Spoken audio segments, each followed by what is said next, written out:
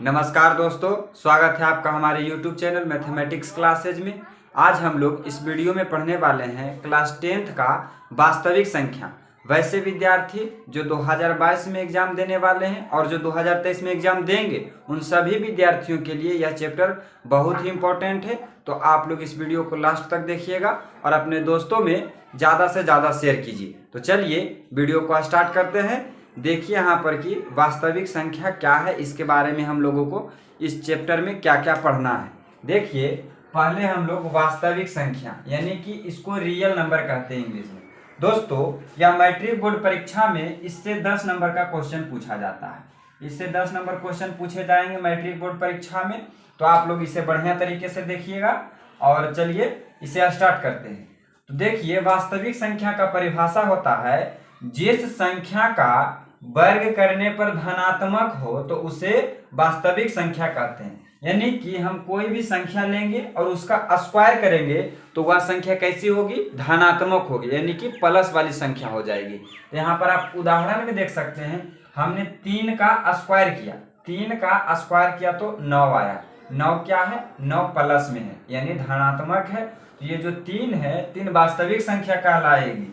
यहाँ पर देखिए -5, देखिए हमने -5 का स्क्वायर किया, -5 का स्क्वायर किया तो 25 हुआ। तो 25 हुआ मतलब कि ये जो 25 है यह धनात्मक है। कैसी संख्या है? प्लस वाली संख्या है। स्क्वायर करने पर धनात्मक हो, जिस संख्या का वर्ग करने पर धनात्मक हो उसे वास्तविक संख्या कहते हैं। यानी कि देखिए यहाँ पर -5 एक ऋणात्मक संख्या है, हमने -5 का स्क्वायर किया, -5 का स्क्वायर किया तो क्या आया? 25 आया। तो 25 कैसी संख्या हुई? धनात्मक संख्या। यानी कि -5 भी क्या है? -5 भी वास्तविक संख्या है। 3 नंबर में देखिए 3/7, हमने 3/7 का स्क्वायर किया, 3/7 का स्क्वायर किया तो क्या हुआ? 9/49। ये 9/49 भी प्लस वाली संख्या है, धनात्मक संख्या है। तो मतलब कि ये 3/7 भी वास्तविक संख्या हुआ। तो वास्तविक संख्या आप लोग समझ गए होंगे। आप लोग देखिए आगे, वास्तविक संख्या ये होगा। और वास्तविक संख्या 2 भागों में बटा है। वास्तविक संख्या 2 भागों में बटा है, एक परिमेय संख्या और एक अपरिमेय संख्या। परिमेय संख्या और अपरिमेय संख्या।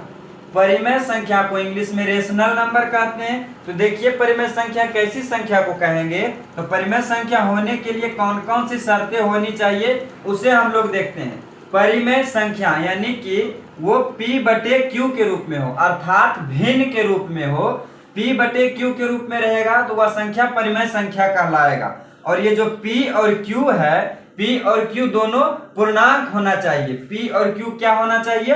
पूर्णांक होना चाहिए। और Q is not equal to 0, और Q बराबर 0 नहीं होना चाहिए। और ये चौथा देखिए कंडीशन कि P और Q में कोई उभयनिष्ठ गुणनखंड ना हो। इस चौथे कंडीशन को आप लोग एकदम ध्यान में रखिएगा कि जो P और Q होगा, यानी कि जो परिमेय संख्या होंगे और उसके जो पूर्णांक हैं P और Q, उसमें कोई उभयनिष्ठ गुणनखंड ना हो, उसमें कोई उभयनिष्ठ गुणनखंड नहीं होनी चाहिए। तो देखिए परिमेय संख्या को Q से दर्शाते हैं, परिमेय संख्या को Q से दर्शाते हैं। और यहाँ पर देख सकते हैं कि -3/2, 0, 1/2, 3/5, 22/7 सभी क्या है? परिमेय संख्या है। आप लोगों को ऑब्जेक्टिव में पूछा जाएगा कि 0 क्या है? 0 एक परिमेय संख्या है। 0 एक परिमेय संख्या है तो आप लोग कहिएगा यस, 0 इज रेशनल नंबर। मतलब कि 0 एक P हो गया, यहाँ पर 0P और इसके नीचे कुछ नहीं है तो 1 है, ये Q हो गया। मतलब ये 0/1 लिखा हुआ, अर्थात 0 एक परिमेय संख्या है। और देखिए यहाँ पर आपको इसमें कंफ्यूजन होगा, पूछेगा कि पाई कौन सी संख्या है? पाई परिमेय संख्या है या अपरिमेय संख्या है? तो पाई एक अपरिमेय संख्या है, पाई एक अपरिमेय संख्या है। और यही में देखिए पाई का वैल्यू होता है 22/7, पाई का मान होता है 22/7। तो 22/7 परिमेय संख्या है। 22/7 क्या है? परिमेय संख्या है। 22/7 परिमेय संख्या है, लेकिन पाई परिमेय संख्या नहीं है। तो आप लोगों को इन सभी बात को अच्छी तरीके से याद रखना होगा। जितने भी ऑब्जेक्टिव क्वेश्चन पूछे जाते हैं इन सभी छोटे छोटे बातों को ध्यान में रखकर आप लोग रखिएगा, तभी ऑब्जेक्टिव क्वेश्चन बनेंगे। तो चलिए, आप लोगों को परिमेय संख्या के बारे में अच्छा से पता चल गया होगा कि परिमेय संख्या क्या कहते हैं। इनके ये 4 जो प्रॉपर्टीज है परिमेय संख्या होने के लिए, इन 4 नियम को आप लोग याद रखिएगा। और चलिए इधर देखते हैं, अपरिमेय संख्या किसे कहते हैं। अपरिमेय संख्या, जो संख्या परिमेय न हो उसे अपरिमेय संख्या कहते हैं। मतलब कि जो संख्या परिमेय नहीं होगा उसे क्या कहेंगे, उसे अपरिमेय संख्या कहेंगे। तो पहला देखिए अपरिमेय संख्या होने का शर्त, यानी कि जिस संख्या का पूरा वर्गमूल या घनमूल नहीं निकलता हो। यहाँ पर देख सकते हैं √5, √7, इसका घनमूल, √65 का घनमूल और इसका वर्गमूल, ये सभी का पूरा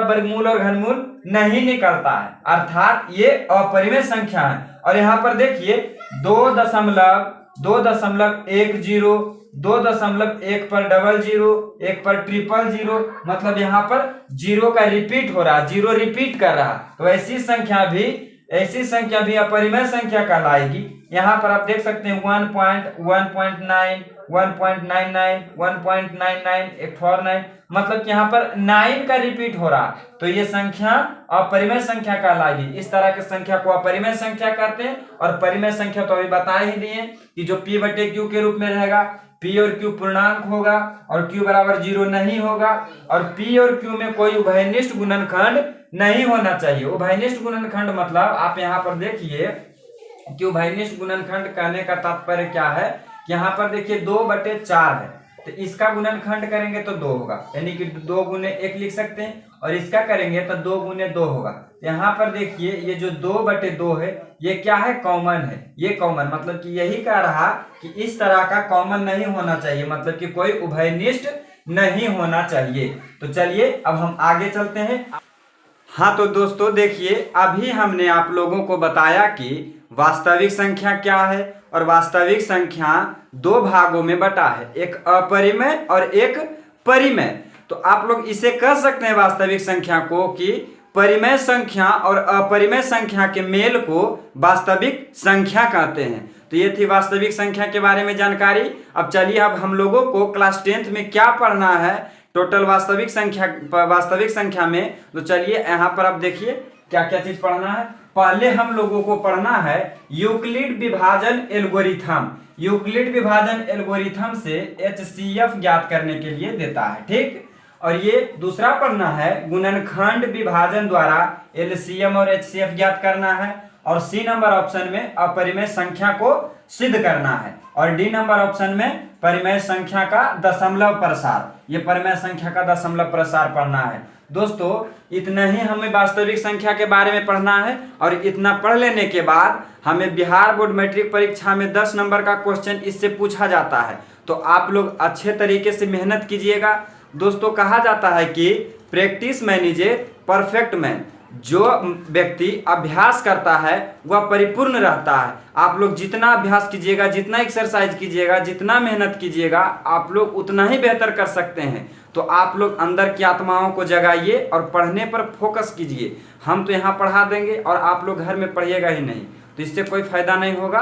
तो आप लोग मेहनत कीजिए। अब चलिए देखते हैं कि यूक्लिड विभाजन एल्गोरिथम क्या है, एल्गोरिथम किसे कहते हैं, यूक्लिड कौन थे, इन सभी के बारे में बताते हैं। तो चलिए, तो दोस्तों देखिए यूक्लिड विभाजन एल्गोरिथम क्या है।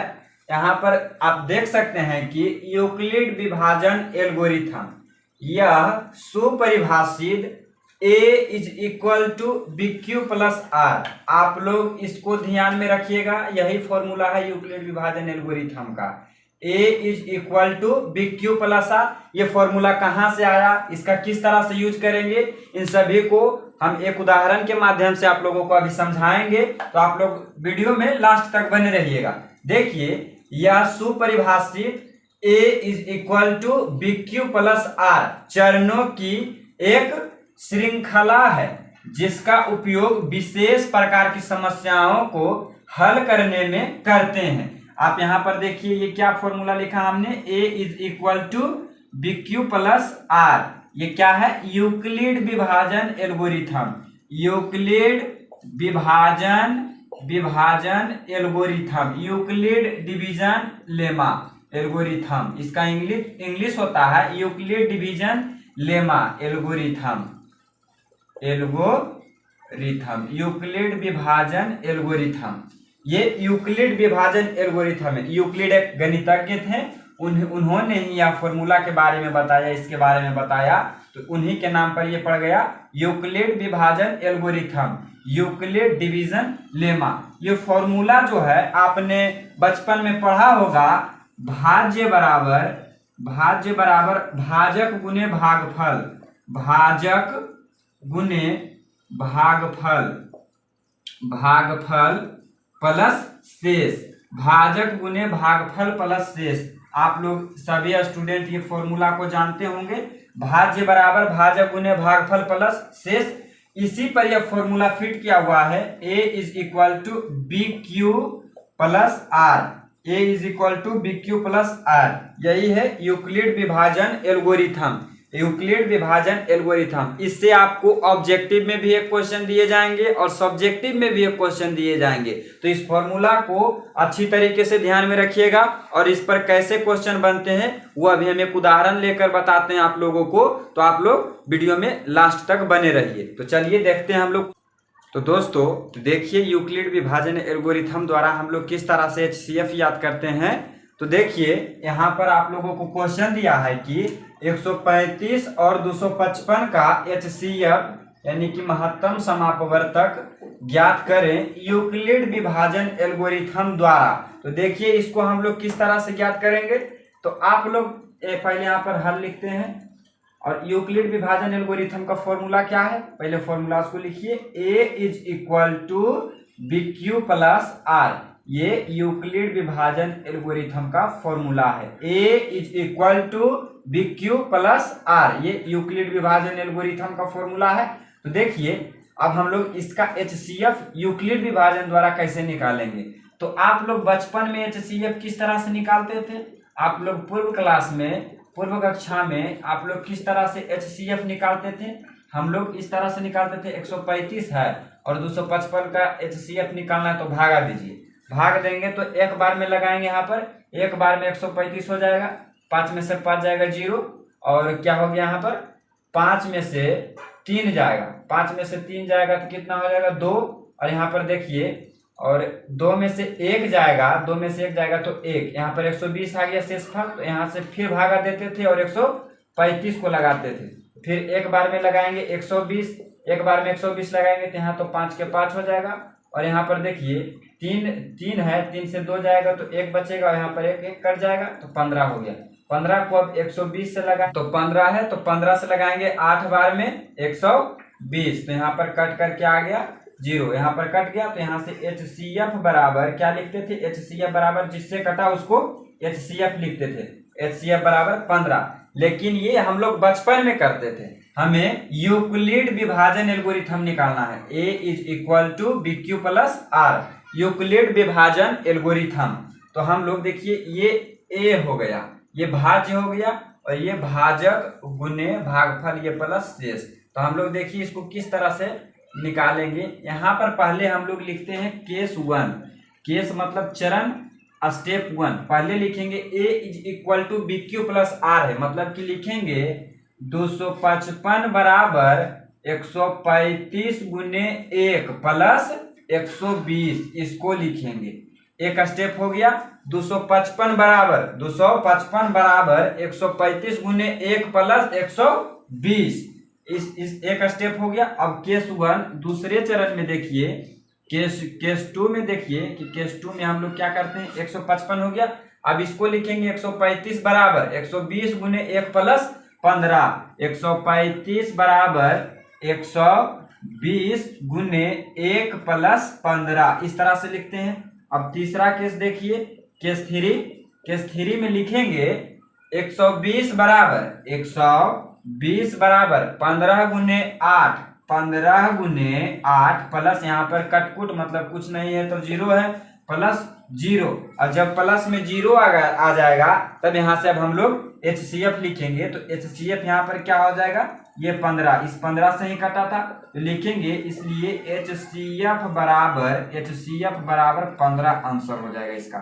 इस तरह से हम लोग यूक्लिड विभाजन एल्गोरिथम से HCF निकालेंगे। और यहाँ पर आप लोग इस तरह से रफ कर लीजिएगा, बगल में रफ करके इस तरह से बनाना है और इस फॉर्मूला पर फिट कर देना है। केस 1 एक स्टेप में इतना आया, दूसरा स्टेप में। आप लोग यहाँ पर गौर कीजिएगा दोस्तों, देखिए कि 135 यहाँ था, 135 इस तरह से भाज्य में आ रहा, 120 यहाँ था तो 120 आगे आ रहा है। ठीक इस तरह से आप लोगों का स्टेप मिलेगा तो मतलब आप लोग सही बना रहे हैं। यदि कहेगा कि यूक्लिड विभाजन एल्गोरिथम द्वारा आप लोग HCF ज्ञात कीजिए तो आप लोग इस तरीके का प्रयोग कीजिएगा, इस तरह से आप लोग बना दीजिएगा तो आपका HCF सही होगा। और इस तरह से बनाने के लिए प्रत्येक वर्ष क्वेश्चन पूछते हैं। तो आई होप कि आप लोगों को यह टॉपिक जो है यूक्लिड विभाजन एल्गोरिथम द्वारा HCF यह क्लियर हो गया होगा। आज के लिए इतना ही, यह फर्स्ट लेक्चर है। मिलते हैं नेक्स्ट वीडियो में। जय हिंद।